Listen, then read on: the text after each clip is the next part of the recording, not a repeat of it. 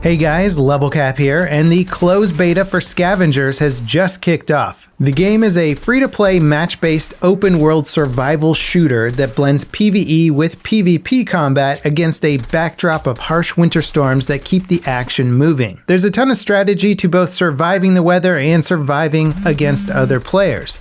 Winning a match is a balance of collecting resources and killing off the competition. I think it's a really fun mixture of gameplay, and you should definitely check it out with the link in the video description to join the closed beta. For today's video, I really wanted to look a lot at the PvE experience because understanding how it works is actually critical to winning matches, and there's some tips that I can give you that will improve the odds. Also, a big thanks to Midwinter for getting me early access to record footage and sponsoring this video. Now, right at the start of any match, you should really be looking at the map and plot out some routes between the various objectives. The game world is dotted with outposts, small camps, and fortified buildings that all offer some kind of resource. There's also named mini-bosses that you can take out for extra rewards. There's also full-on big bosses that drop extra rewards. Sluka is the first one to be added to the game, and you'll find it roaming the map towards the end of matches. Plotting out an efficient route that will take you slowly from the map's outer reaches toward the center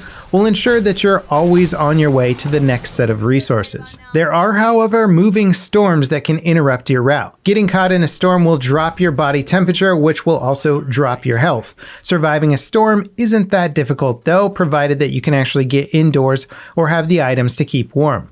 Storms can also be beneficial as they hide your player icon from the persistent map. So if you're being chased by an enemy team or just want to make a stealthy approach to an outpost, follow a storm. Once the storm passes, light a fire or use a thermal boost to regain your health. Now you also have to keep an eye on your stamina. Sprinting and using melee weapons both consume stamina, and you lose stamina over time as you get hungry. Killing wild animals and looting rations will help you stay topped off. The best ways to avoid draining your stamina are sliding down hills whenever possible, or finding a vehicle to use that as transportation and repair it. Driving is incredibly powerful in this game, as it not only lets you hit multiple resource points much faster than players on foot, but it also helps you avoid depleting your stamina. And getting resources is the name of the game, so you're going to want to strongly consider vehicles. Also, being able to craft higher level shields and weapons is essential to surviving late game PvP. The more you can optimize your resource gathering by completing the outposts and PvE activities, the more likely you will survive. I'd go as far as to say that it's smarter to ignore other players for the first half of a match and focus exclusively on getting as many shards and scraps as you can. Shards count as data points, and they're what determine your ranking in a match. Scraps can be used to upgrade your shields, craft your character's signature weapon, as well as your selected loadout items like thermal boosts. If you're not spending every waking moment grinding outposts and encounters for scraps and shards, you're putting yourself at a disadvantage. The early phases of a match can feel quite isolated sometimes, but you have to remember that everybody is racing to get to the top of the scoreboard from the second that they hit the ground. The amount of data points a given event or location will give you is marked on the map. The bigger the number, the more challenging the AI enemies will be. The harder events take longer to complete, and while they do reward you with the most data points, they also attract other players and can be complex to attack or defend. Having lots of buildings and cover can be really useful to PvP, but if you're not first to an area or get attacked by multiple squads, getting out alive can be extremely challenging. You can often get the same number of data points the bigger areas give out by hitting smaller spots quickly. The one caveat to this though is more limited scrap. A lot can happen in the final moments of a match, especially when it comes to PvP combat, so it's important to balance gathering data points with collecting scrap to upgrade your gear. The big outposts generally have bins full of scrap. You can also find scrap bins on their own in various locations around the map. If you're going the small and fast route, just keep an eye out for marked scrap locations and be sure to hit them as well. Securing the top spot on the leaderboard for the duration of a match might sound appealing, but you won't survive the dropship without high-level gear, especially against players that have been very efficient with their time. The more time you spend traveling, the more likely you are to run into roaming mini-bosses. Defeating all these AI enemies will net you some big rewards late into the match. They take a a long time to kill though.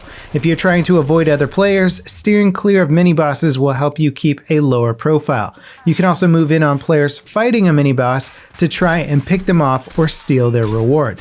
The same is true for, well, basically most activities in the game. Swooping in at the last second to snatch a reward or finish off a player after they're hurt from a fight is a quick way of capitalizing on the available events without being fully committed to them. Just keep in mind that dead players only drop half of their data points, so you have to attack before they finish collecting everything to maximize your reward. One thing to keep in mind though is that Scavengers is not really a battle royale. The global storm surrounding the map might force players into close proximities, but you won't win just by killing other players. If you have a healthy data point lead, you can sneak onto the dropship at the last second to win a match. You can also upgrade your gear and just try holding down the dropship. Players drop their resources when killed, so there's undoubtedly an opportunity to steal the win by killing off a team as they try and make their escape.